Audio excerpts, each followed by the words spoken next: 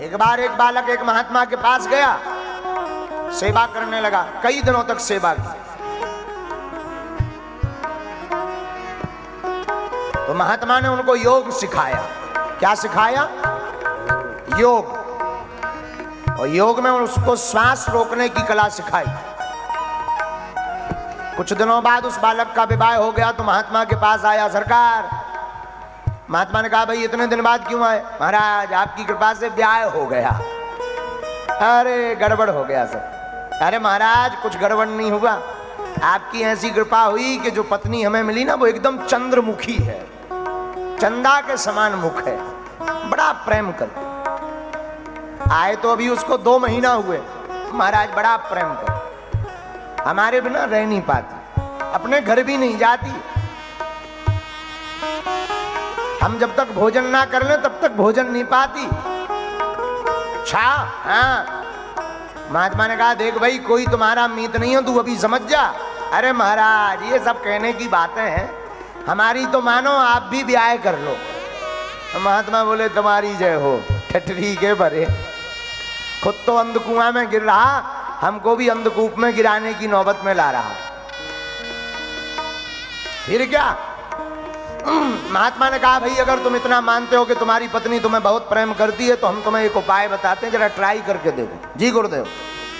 महात्मा ने कहा, तुम घर जाना, तो जाते ही कहना देवी जी खीर खाने का बड़ा शौक है,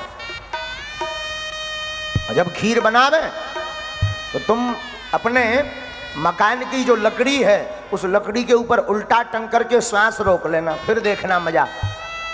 ठीक है महाराज। शाम का समय हुआ, वो बालक गुरुजी को प्रणाम करके गया घर। श्रीमती जी, अरे महाराज स्वामी जी आ गए, पानी पिएंगे, चाय पिएंगे? नहीं नहीं देवी, आज हमारा खीर खाने का मन है। अच्छा अच्छा अच्छा ठीक है महाराज, अभी बनाते हैं। और पत्नी बढ़िया मेवा मिष्ठान मिलाकर, केसर वेसर मिलाकर, इलायची विलायची पीस कर सुंदर सी तस्मई खीर बनाने लगी। और उसने खीर बनाकर तैयार की ही थी, ये तो एकदम प्रोग्रामिंग करके आया था। इसने ऊपर की लकड़ी देखी और उसमें अपने दोनों पैर फंसाए और लटक गया उल्टा। पत्नी को लगा कुछ काम कर रहे होंगे, खप्पर ठीक कर रहे होंगे, छप्पर छा रहे होंगे, लेकिन इसने तो श्वास रोक ली। और श्वास रोकी तो पत्नी ने देखा 10 मिनट हो गए, 15 मिनट हो गए, अभी तक इनका कुछ हुआ डुआ नहीं नजर आ रहा, लटके पड़े हैं चूहों की भांति। जरा जाकर देखूं क्या हुआ। और जब वो नजदीक आई तो उसने हिलाया, स्वामी जी उठिए, आपकी खीर बन गई। पर इसे तो गुरुजी ने समझा रखा था भरपूर, इसने और श्वास दबा के रोक ली ताकि आभास ही ना हो कि मैं जिंदा हूं। पत्नी ने जब नाक के पास हाथ लगाकर देखा, हार्ट बीट देखी, सब बंद। पत्नी को लगा कि स्वामी जी टपक गए। बार बार वो फड़फड़ाए, इधर से उधर घूमे, हाथ हिलाए, उठ जाओ उठ जाओ उठ जाओ। वो कहाँ उठने वाला, उसे तो गुरु आज्ञा थी। तो बाद में पत्नी ने विचार किया कि ये मर तो गई है, रात के बज गए 10, इनके चक्कर में इधर नहीं किया हमने भोजन। अगर रोना गाना अभी शुरू कर देंगे तो रात भर नहीं मिलेगा और कल दिन भर नहीं मिलेगा भोजन। तो मर तो गई है, जिंदा तो होना नहीं है। एक काम करें, थोड़ी सी खीर खा लें, फिर रोवें बढ़िया। वो भागी भागी गई, और ये तो लटका लटका सब समझ रहा था, देख रहा था। भागी भागी गई, उस रड़वाल ने एक कटोरा खीर मसक दी, और खीर वीर खा के मुंह पहुंचकर जहां वो टन्न भई, अब उसने सोचा कि अब प्रोग्राम चालू किया जाए। तो लंबा घूंघट डाला, और जो आदत होती, अरे दद्दा रे मर गओ मर गओ मर गओ, हे भगवान अबे हाल तो अच्छे थे, अब कैसे लटक गए, अब क्या हुई है हमाओ। तो गांव वाले घर वाले आ गए, क्या हुआ क्या हुआ। और वही रोना धोना लंबा, अरे मर गए क्या होगा, बोल नहीं रहे जब से, लटके हैं ज्यों के त्यों। खीर खावे या खाते, हमने खीर बना दी, अब खीर नहीं खा रहे। गांव वालों ने देखा, अरे ये तो मर गया।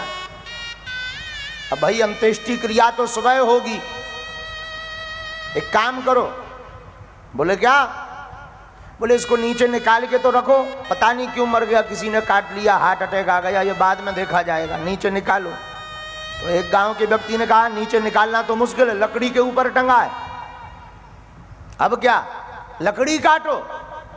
धन्य है इसकी धर्मपत्नी, बोली लकड़ी मत काटो, एक ही मकान है, एक ही लकड़ी है, ये तो मरी गई, अब दोबारा लकड़ी कौन लाएगा? एक काम करो, इनके पैर तो जलने हैं, पैर ही काटो। गांव वालों ने कहा बड़ी विचित्र औरत है, लेकिन बोले क्या?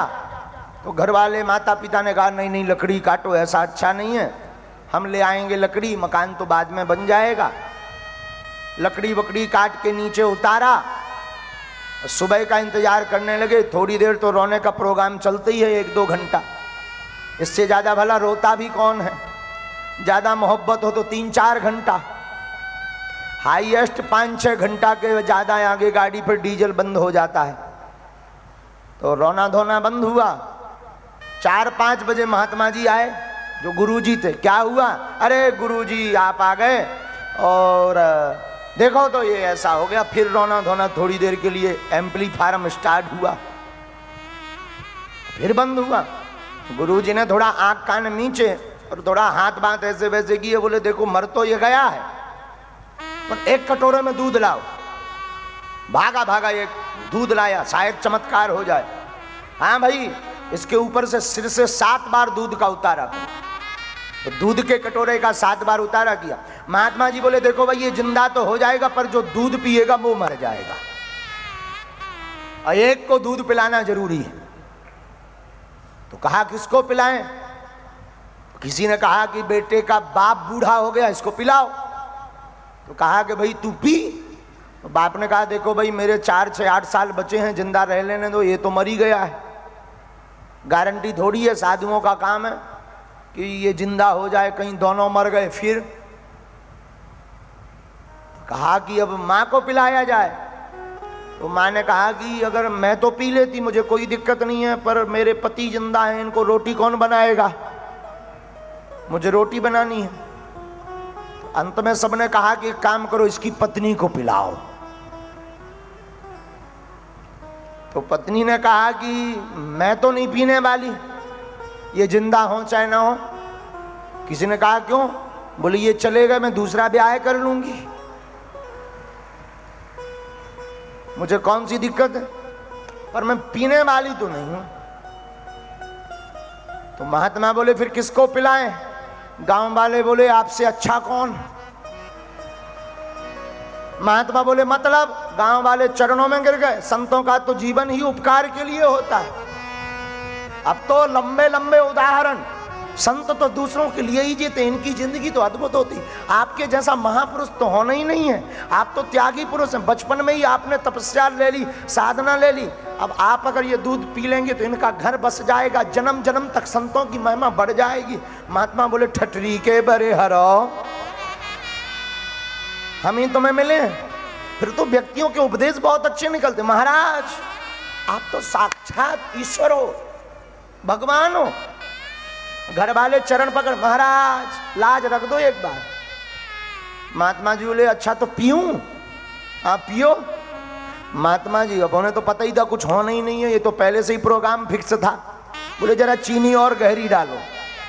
घर वाले भी इतने बड़े डब्बे ही उठा लाए, कितनी पियोगे चीनी, दूध भर पी लो। महात्मा जी बोले नहीं थोड़ी। अरे नहीं केसर भी लाओ। गांव वाले बोले बिना केसर का मत पिलाओ। केसर डाली दूध में, इलायची ले आई घर वाली, जिसकी पत्नी थी वो जो मर गया था, वो बोली महाराज जी ऐसा इलायची में और स्वाद आ जाएगा। महात्मा बोले रड़वाल, और दूध भी पिया। और महात्मा ने दूध लिया, गटर गटर गटर गटर महात्मा ने पिया, एक थपकी मारी, हाँ भाई चेला खड़ा हो जा। चेला तो पहले से ही जिंदा पड़ा था, सब सुन रहा था। चेला बोले गुरुदेव आपकी जय हो। बाबा बोले समझ आया? चेला बोला गुरुजी समझ में आ गया। धर्म पत्नी से बोला राम राम। अंत काल संग नहीं कोई अंत काल में हमारा साथी नहीं।